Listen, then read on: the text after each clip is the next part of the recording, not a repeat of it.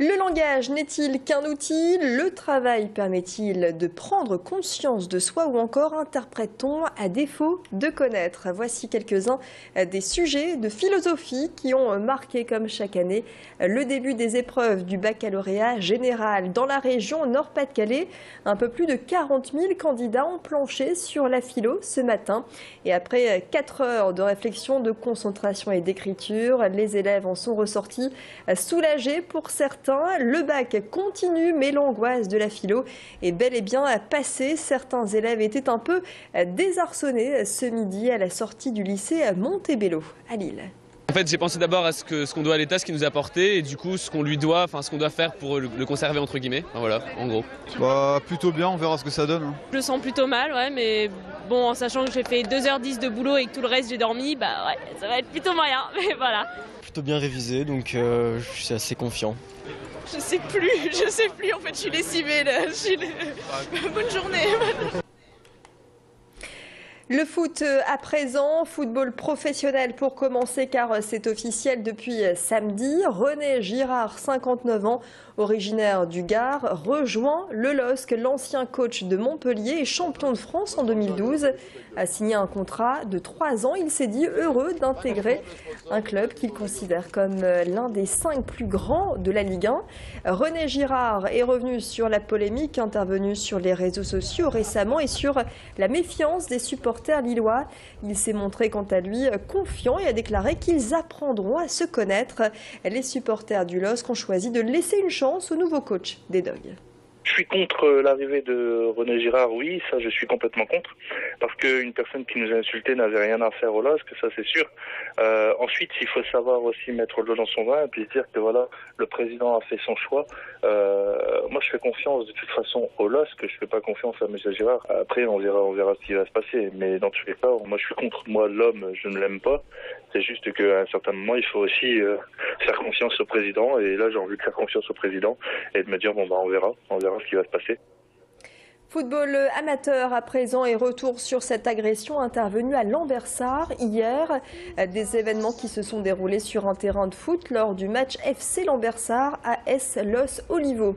Les deux équipes jouaient le dernier match du championnat senior et ce sont 2 cartons rouges successifs qui ont mis le feu aux poudres. Un joueur de Los a contesté la décision de l'arbitre et la situation a rapidement viré à la dispute.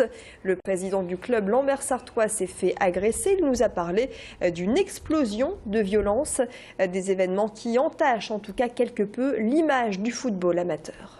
Je suis surtout très triste pour les enfants qui étaient là, pour les bénévoles du club et des clubs de football en particulier, pour l'image que ça va donner du football, parce qu'encore une fois, il y a un travail qui est fait bénévolement par des dizaines de personnes à longueur d'année, et je suis vraiment très triste qu'on puisse à ce point, parce que le football dans cette histoire n'est que le prétexte au fait de faire n'importe quoi, et c'est ça qui me fait le plus mal au cœur finalement.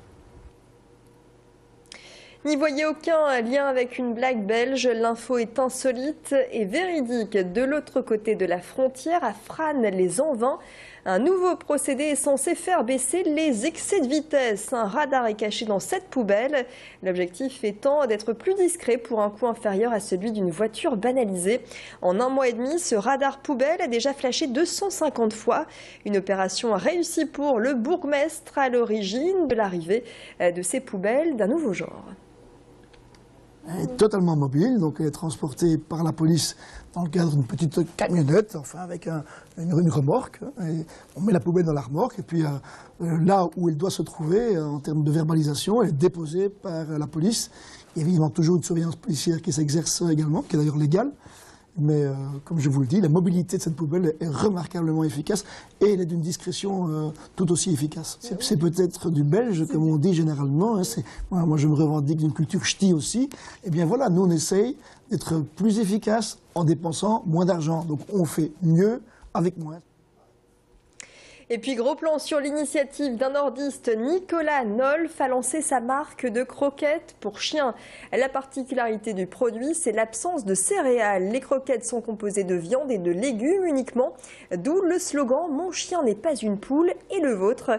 Nicolas Nolf est un passionné des animaux. Son but est commercial, certes, mais il a à cœur de proposer une alimentation saine et adaptée aux besoins des chiens. Dans quelques mois, ce jeune entrepreneur projette de créer le même type de croquettes, mais pour les chats. Nicolas Nolf qui n'a pas hésité à reprendre les études pour ce projet.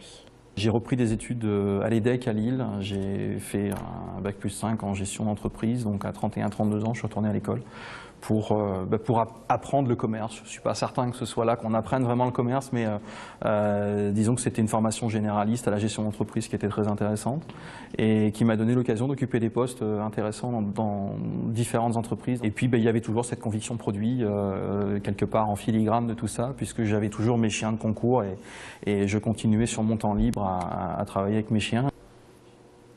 Voilà pour l'actualité de la métropole lilloise. Restez avec nous car l'info se poursuit toujours près de chez vous et ça se passe sur Grand Lille TV. Restez avec nous, excellent moment à vous.